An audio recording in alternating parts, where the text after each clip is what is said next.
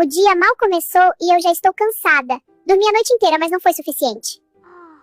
8 horas da manhã. E começa a sessão de beleza que eu não pedi. É escova, é lacinho! Tudo isso só pra eu continuar linda e cansada. Finalmente a parte mais importante vem o café. Vou sentir o cheiro primeiro pra ver se vale a pena. Se não fico com fome, até faço vômito amarelo. Hora das necessidades básicas. Eu faço minha parte rapidinho e minha humana, muito dedicada, faz a parte dela atrás de mim.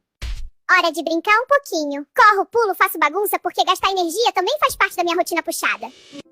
Depois de tanto esforço brincando, eu mereço dormir de novo. Descansar é essencial pra manter esse corpinho lindo funcionando. Hora de receber carinho da minha humana. Esse é um compromisso muito importante na minha agenda. Hora do passeio. Dou uma voltinha, faço meu charme. Ai, que charme! E já fico cansada. Jantar! Porque manter esse corpinho maravilhoso exige combustível e me dá uma bela noite de sono. Hora de dormir de novo. Amanhã tem mais um dia cansativo pela frente.